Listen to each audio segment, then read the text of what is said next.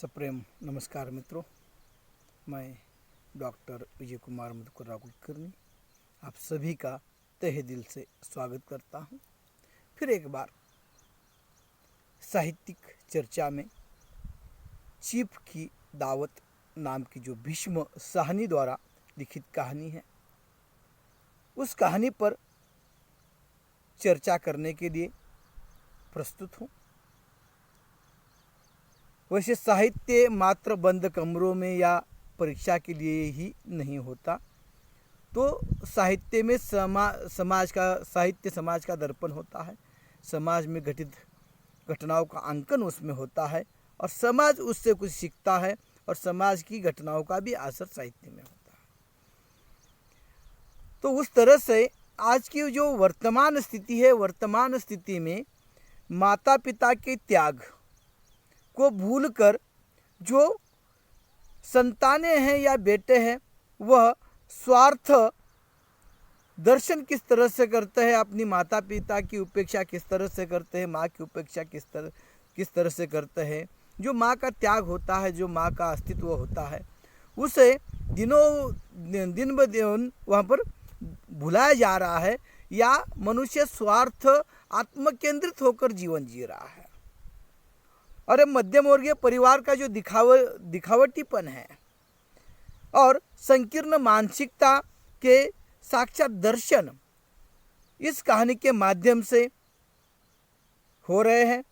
शहरी संस्कृति में बढ़ती अवसरवादिता, स्वार्थ, यह इस कहानी का जो मूल विषय है, उस विषय को लेकर रिश्तों की जो अहमियत है उसका ज्ञान देने का प्रयास इस कहानी के माध्यम से भीष्म साहनी जी ने किया है।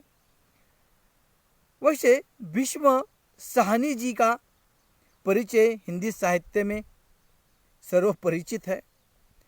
उन्हें रावलपिंडी में जिनका जन्म हुआ था 1915 में, 2003 की मृत्यु है। उनके साहित्यिक जीवन में तमस नाम का जो उपन्यास है, उस पर इन्हें पुरस्कार भी प्राप्त है। भाग्य रेखा, झरोखे, यह अनेक उनकी साहित्यिक रचनाएं हैं। तो प्रस्तुत कहानी में भी हम देखते हैं कि चीफ की दावत यानी एक बड़ा अफसर, दफ्तर का अफसर श्यामनाथ नाम के बेटे के घर पर दावत पर आ रहा है और दावत के पीछे मकसद ये था कि वह खाना खाने के लिए आ जाएगा और अगर खुश होगा तो बढ़ोतरी मिलेगी पद में, ऐसा बेटे को लगता है। लेकिन उस बेटे को अपने घर में जो माँ है वो बोझ लगने लगती है और उसमें से आज की वर्तमान स्थिति में माँ के प्रति, माता पिता के प्रति देखने का समाज का, कुछ संतानों का नजरिया किस तरह से दिन ब दिन स्वार्थ को लेकर सामने आ रहा है, यह चिंता का विषय है और उसमें से कुछ सीखने की भी बातें हैं। तो यह इस कहानी के माध्यम से हम चर्चा करेंगे। तो पहले कहानी पर चर्चा करने से पहले हमें ये जानना आवश्यक है, सबको तो पता है, लेकिन फिर भी माँ का अस्तित्व क्या है, माँ क्या होती है, थोड़े से शब्दों में हम उस पर चर्चा करेंगे। मित्रों, भारतीय संस्कृति में माँ को त्याग की मूर्ति में देखा जाता है, जो अपना सब कुछ त्याग कर मात्र यह अपेक्षा रखती है कि अपने बेटे के जीवन में खुशी छा जाए, अपने बेटे के चेहरे पर हमेशा वहाँ पर खुशी झलके और वो प्रसन्न रहे। और इसलिए जैसे बेटे ने उसके गर्भ में प्रवेश किया, तब से लेकर यही सपने सजाते हुए कि इस बेटे का भविष्य किस तरह से निखारा जाएगा, किस तरह से उज्जवल होगा। और इस कारण से वह वहाँ पर पल पल यही उसके मन में और उसके जीवन में इच्छा होती है कि मेरे इस संतान का जीवन वहाँ पर अच्छा हो, उन्नति के रास्ते पर चले। और इसी कारण वहाँ पर जब बेटा गर्भ में होता है, हर मौसम में उस बेटे को गर्भ में भी तकलीफ न हो, इसलिए कई दिनों तक खाना भी किस तरह से खाना है, तीखा खाना है, मीठा खाना है, नहीं खाना है, कितनी देर बैठना है, कहाँ पर बैठना है, बोझ उठाना है, नहीं उठाना है, सोना है नहीं, तो अनेकों पाबंदियों को पार करते हुए मात्र निरपेक्ष भाव से वह सिर्फ बेटे के जीवन के मंगलमय इच्छा करती है। और जब बेटा संतान के रूप में जन्म ले लेता है, बचपन में वह उसे नींद आ जाए इसलिए खुद न जाने कितनी रातें जग कर वहाँ पर निकालती है, लेकिन आहिस्ता आहिस्ता जैसे बेटा अपने पैरों पर खड़ा हो जाता है, अपनी माँ का अस्तित्व उसे बोझ लगने लगता है। ये वास्तविकता आज की कई संतानों के माध्यम से दिखाई दे रही है और यह एक चिंता का विषय। वैसे देखा जाए तो अध्यात्म में मातृ देवो भव, पितृदेवो भव, आचार्य देवो भव, यदि ईश्वर के अवतार माने गए हैं, बहुत सारी बातें करने आती है। वहाँ पर आने को ऐसी आध्यात्मिक घटना है या आध्यात्मिक घटना है जिसमें माँ को प्रथम स्थान दिया गया है, जो नैतिकता के मापदंड पर आता है। कोई ग्रंथ माने न माने, अपने अपने विचार है, हर एक की अपनी अपनी वैचारिकता है, लेकिन नैतिकता को तो हम कम से कम स्वीकार सकते हैं, चाहे वो किसी भी विचारधारा से क्यों ना हो। तो वही नैतिकता अगर मनुष्य के जीवन में आ जाती है तो उससे मनुष्य का जीवन सफल हो जाता है। लेकिन वर्तमान में जब ये कहानी पर हम चर्चा करते हैं तब एक अजीब सा दृश्य और ऐसे नालायक बेटे जो किसी भी माँ बाप को अपेक्षित नहीं है, ऐसे बेटे का चित्रण इस श्यामनाथ नाम के चरित्र के माध्यम से चिप की दावत इस कहानी में किया गया है। उसे हम विषय वस्तु के माध्यम से चर्चा करेंगे। अब कहानी का आरंभ इस तरह से है। चिप की दावत, एक मेहमान आने वाले हैं श्यामनाथ के घर दावत पर, और इसलिए घर की सारी तैयारी चल रही है। तैयारी में घर की साफ सफाई चल रही है। श्यामनाथ और उसकी पत्नी वहाँ पर सुबह से हाथ में बुहारी लेकर साफ सफाई कर रहे हैं। जो घर में कपड़े पहने जाते हैं वह श्यामनाथ के पत्नी ने वहाँ पर पहने हैं, और वह गाउन वगैरह जो होता है वह पहने हैं और उससे साफ सफाई कर रही है। घर का जो सामान है, जो चीज़ें हैं, जो निरुपयोगी है, किसी काम की नहीं, ऐसी वस्तुएं जो फालतू सामान है उसे इकट्ठा करके टेबल के नीचे वगैरह रखा जा रहा है। और उसी समय श्यामनाथ हाथ में शिकार लेकर इधर उधर घूम रहे हैं, और उनके मन मस्तिष्क में घर की ये चीज़ें कहाँ पर रखी, जो चीज़ें मेहमान के आने के बाद घर में वहाँ पर एक बोझ न लगे या वहाँ पर घर की खूबसूरती न बिगाड़े, इसलिए घर की जो फालतू चीज़ें हैं उसे किनारे रखना चाहते हैं। तभी उन्हें उन घर के फालतू सामान के साथ अपने माँ की याद आ जाती है, और वो सोचने लगते हैं कि माँ को कहाँ रखा जाए। पहला प्रश्न आ गया कि माँ की तुलना किस सामान के साथ, किस चीज़ों के साथ इनके दिमाग में चल रही है, जो घर का फालतू सामान है जिसे कि किनारे रखना है। उस चीज़ों के साथ माँ का भी स्थान ही है उनके दिमाग में चल रहा है। वो सोचते हैं कि माँ को भी कहीं किनारे रखा जाए, कहीं रखा वहाँ पर माँ के कारण भी आने वाले मेहमान के दखल जो शान शौकत है कहीं उसमें खराबी न आ जाए, ये सोच कितनी गिरी हुई है, और वह इस समय श्यामनाथ के मन में चल रही है। और वह माँ का क्या होगा, माँ को कहाँ रखेंगे, इस तरह से चर्चा में है। और उस चर्चा में वह अपनी पत्नी से वार्तालाप कर रहे हैं। पत्नी कहती है कि उनकी जो पीछे सहेली है उन्हीं के पास हम उसे छोड़ देते हैं। यह चाहते हैं नहीं, माँ की कोई सहेली माँ के पास न आए, क्योंकि कितनी मेहनत से श्यामनाथ ने अपने माँ के सहेली से रिश्ता छुड़ाया था, उसका आना घर में बंद किया था, और इस तरह से श्यामनाथ ने अपने माँ को वहाँ पर एक बंधन में डाला था कि किसी सहेली से मिलना है, नहीं मिलना है, उसे आना है, नहीं आना है। ये बेटी की करतूत, और उसने सहेली से पीछा छुड़वाया था, इसलिए वह अपने माँ के पास सहेली को भी आने नहीं देना चाहता, क्योंकि उसे वह अपमान लग रहा था बेटे को, माँ की सहेली घर में आना।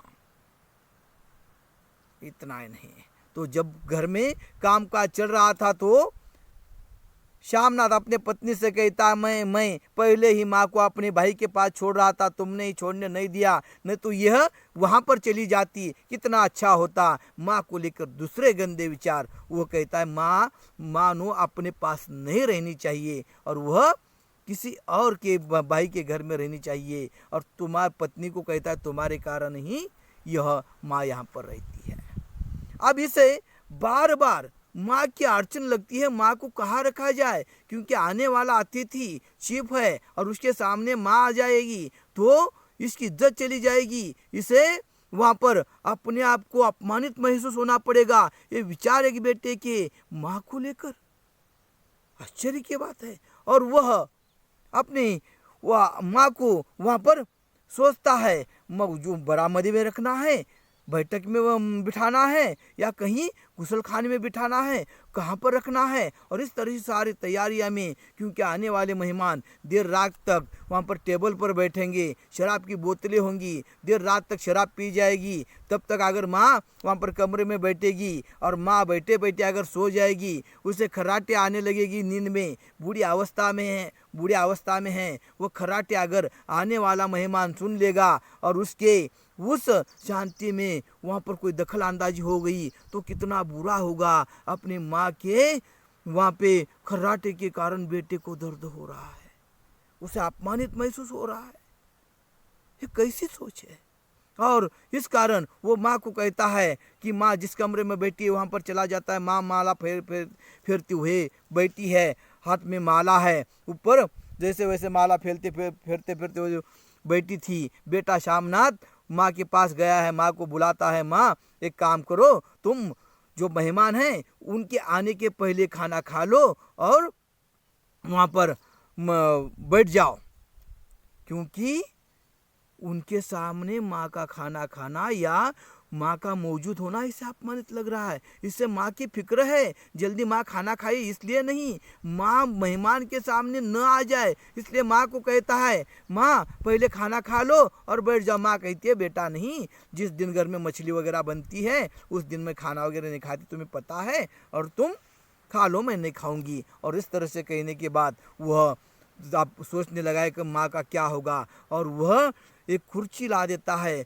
कुर्सी पर माँ को बिठा लेता है और कहता है माँ इस कुर्सी पर बैठो। माँ बैठ जाती है। माँ को कहता है माँ पैर ऊपर लेकर मत बैठो, पीछे वहाँ पर छोड़े, ये खाट नहीं है, इस तरह से बैठा नहीं जाता, माँ सीधे से बैठो और बैठे बैठे सोना नहीं। और इस तरह से माँ को कुर्सी पर किस तरह से बैठना है, कितनी देर बैठना है, खराटे नहीं लेनी है, सोना नहीं है, ये अनेकों पाबंदियां माँ के सामने वो खड़ा कर रहा है।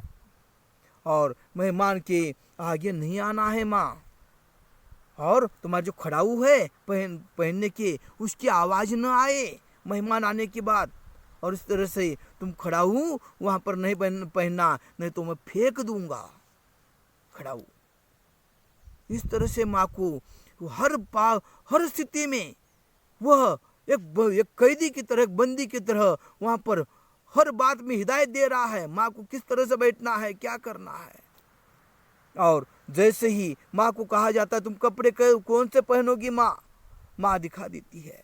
माँ को कहता है तुम जेवर जो है वो कौन से पहनोगी। माँ कहती है बेटा मेरे पास तो अब जेवर नहीं है, तुम्हारे पढ़ाई में मैंने बेच दिए है, क्या त्याग। माँ कहती है तुम्हारे पढ़ाई में बेटा खर्च हो गए, आप जेवर का, इसे गुस्सा आ जाता है। माँ जैसे कहती है तुम्हारे पढ़ाई में जेवर वहाँ पर खर्च हो गए, हाँ, तुरंत ये कहता है नहीं, अगर तुम्हारे जेवर जो खर्च हुए हैं, मैंने भी पढ़ाई की है और तुम्हें चाहिए तो मैं उसे दुगना दे दूंगा।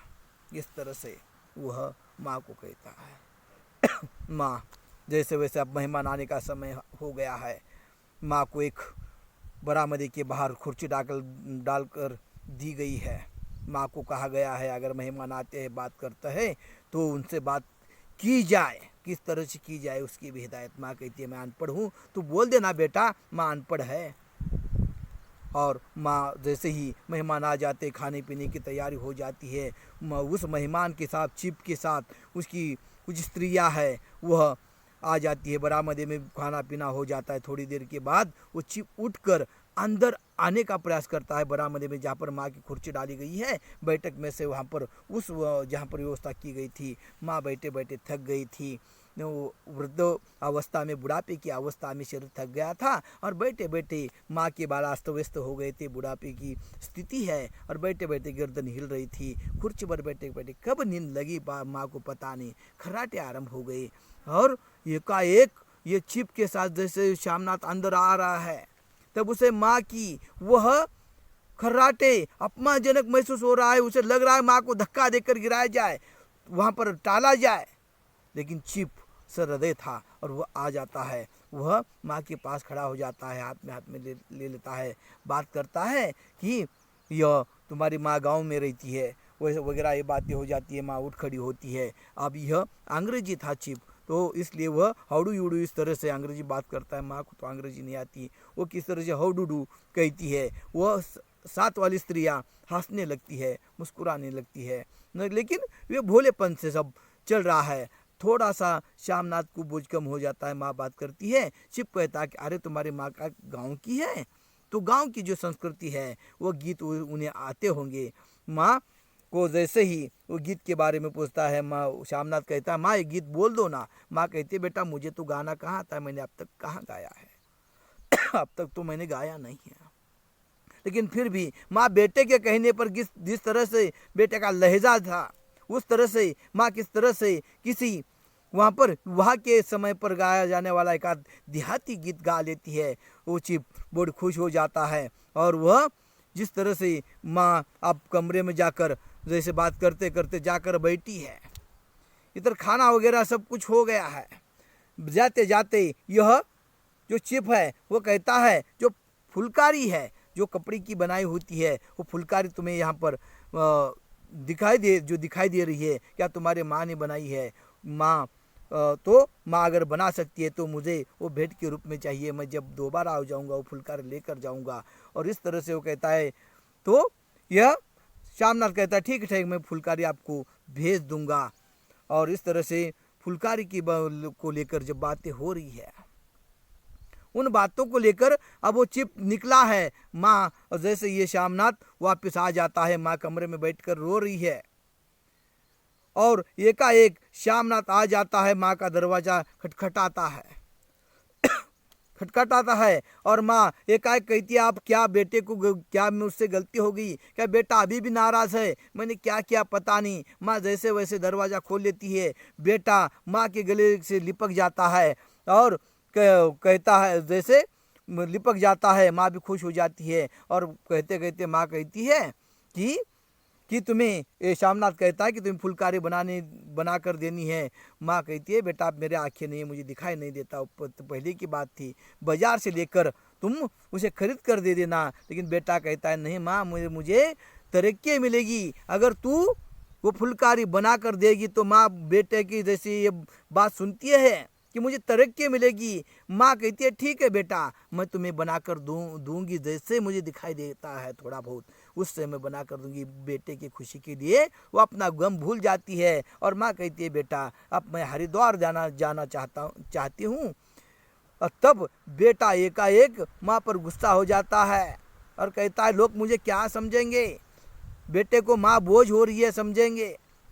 और इस तरह से बेटा अपने माँ को हरिद्वार भेजना नहीं चाहता और ये यही चाहता है कि माँ सेवा करती रहे और उसके सेवा के बलबूते पर इसका स्वार्थ निकल जाए। और माँ आखिरकार अपने बेटे के लिए कहती है ठीक है बेटा तुझे अगर तरक्की मिलती है तो मैं तुम्हारी जो इच्छा है वह पूर्ण करूंगी, तुम्हें फुलकारी बना के दूंगी। और इस तरह से बेटा वहाँ पर जाते जाते माँ को कहता है माँ आप सो जाओ।